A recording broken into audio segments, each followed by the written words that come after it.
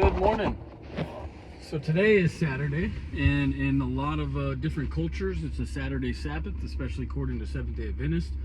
And there's two Sabbaths right now. You have the one on Sunday, the one on Saturday.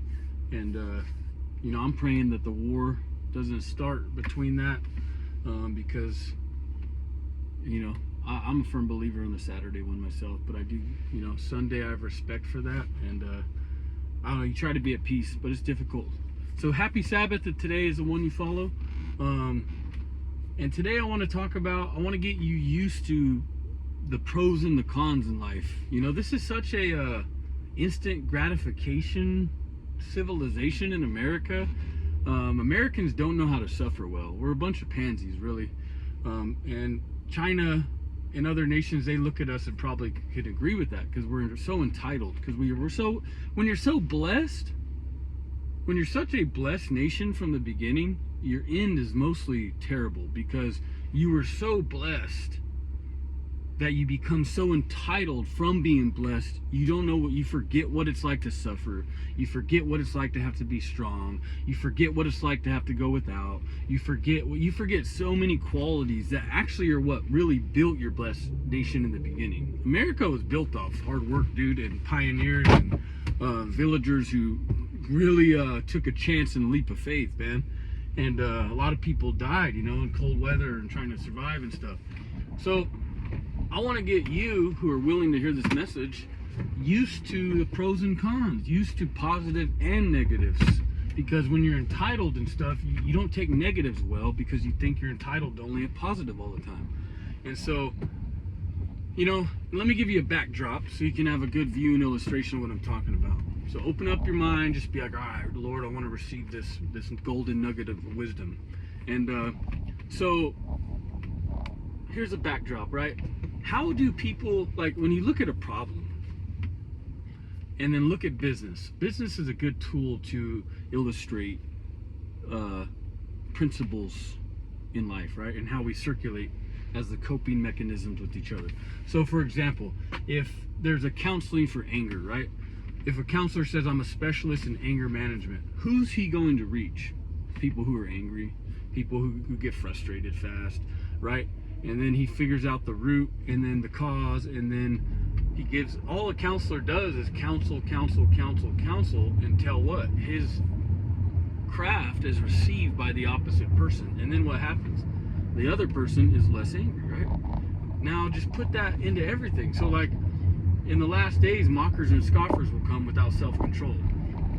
So if you want to be a teacher in this world, you want to try to counsel those who have serious problems, right? Just like a counselor does.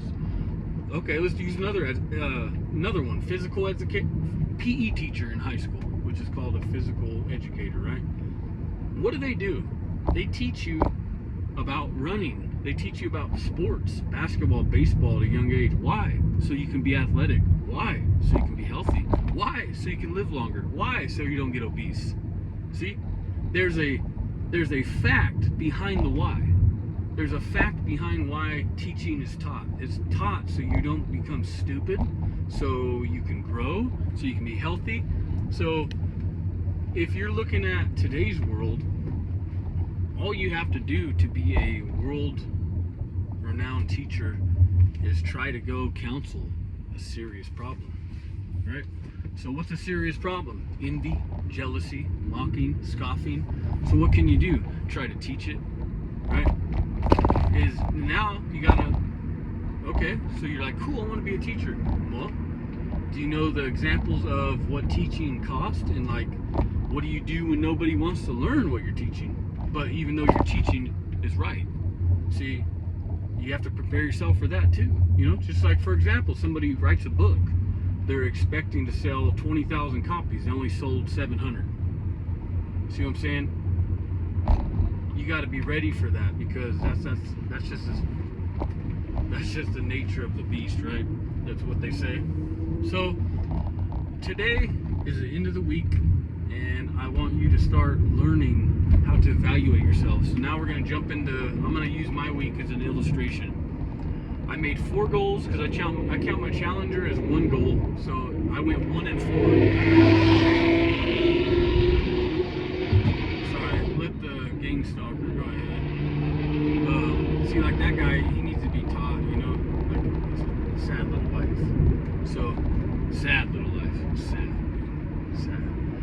anyways, so I had 4 goals. I went 1 and 4. So that's it's bad, right? So there's some negatives there. What is 1 and 4? I passed 1 goal.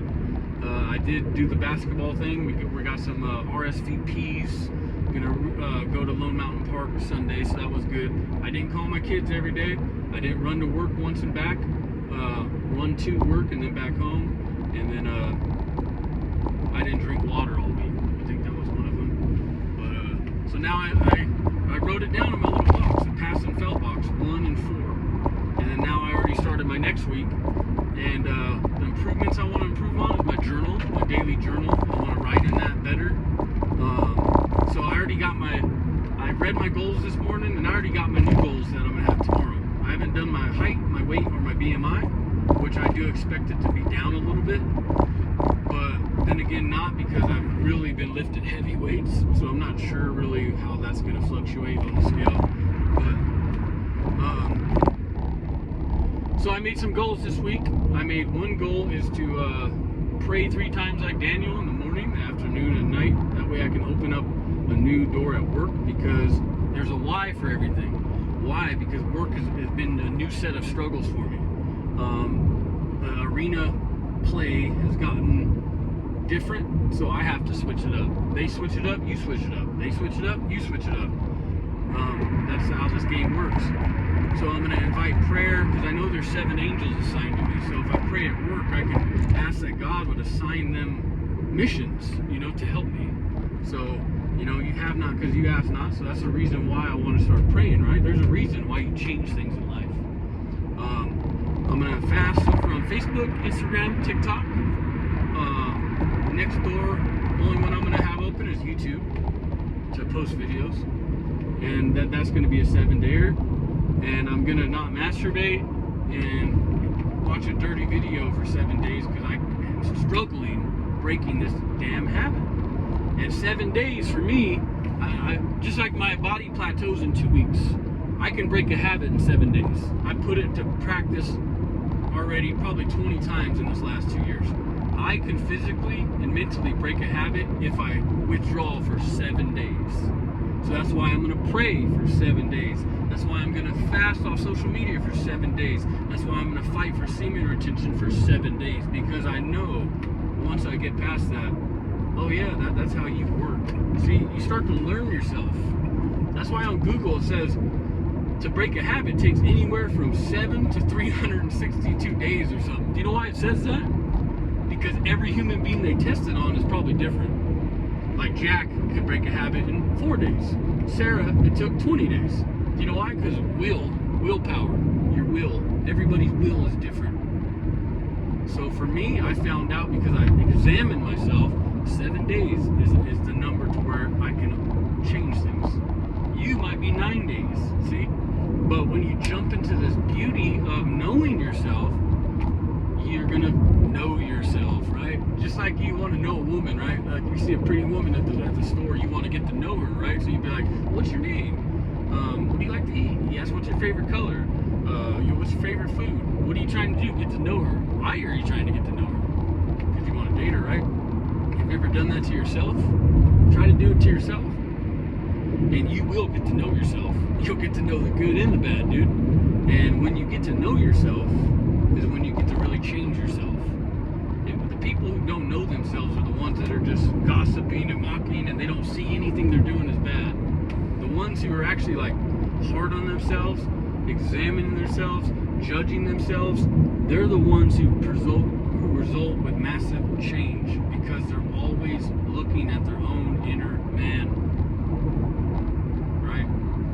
And I want you to learn how to do that this week. You gotta, those of you who are waking up and stuff, like learn how to do that. It's a good thing, very good thing. And what else is I going to touch on this morning? Yeah, so the pros and cons, you got to start weighing those out, And how do you reflect on it? Like I passed one goal, I failed. I was one out of 4, So you can shake it off, and then you can make another set of goals, and then just keep making the goals and keep trying to go for your goals, because that's what creates purpose in life. You know what I'm saying? And the only hope for these mockers and scoffers, you know, is in the world right now, because it's so dark, dude, is if they start seeing people with purpose-driven lives. Because entitlement isn't purpose. Entitlement is gimme, gimme, gimme, gimme, gimme. So if we're a gimme, gimme, gimme, gimme, gimme, gimme, gimme nation, you're not a purposely driven nation. And when God sees that you're a nation with no purpose, He'll give a nation with the purpose your nation. Let me say that again. When God sees you have now become a nation without a purpose, He'll give your nation to a nation with purpose.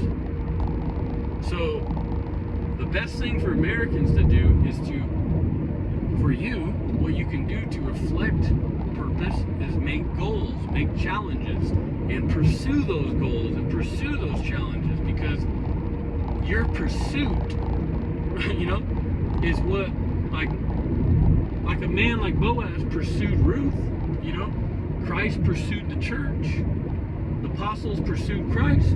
The pursuit is what really reflects in life.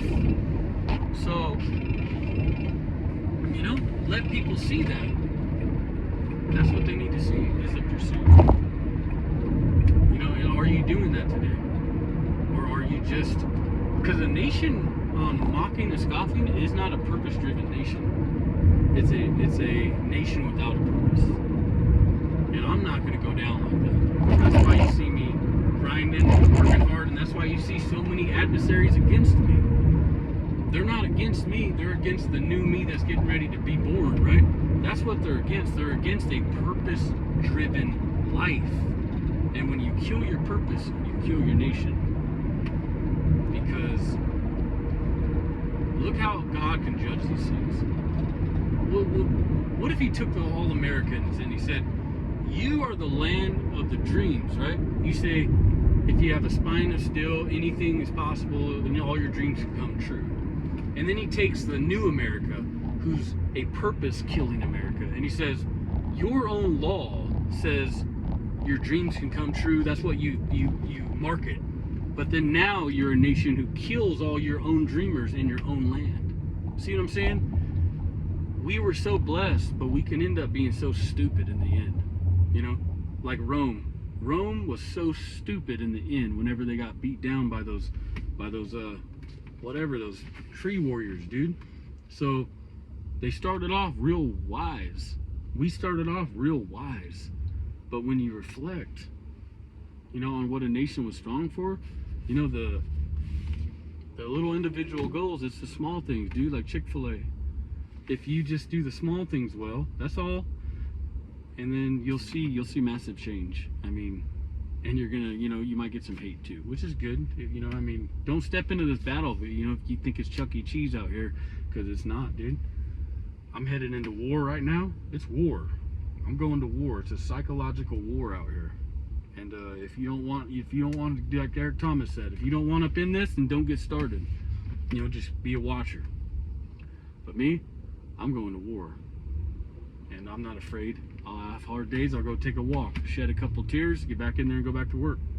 You know, like in your work life, man. If you're insecure, like I had a voice telling me to go tell Rose I want to go home early. What did I have to do? I had to go tell that voice to shut up. I said, shut up. Shut up. I told that voice, shut up.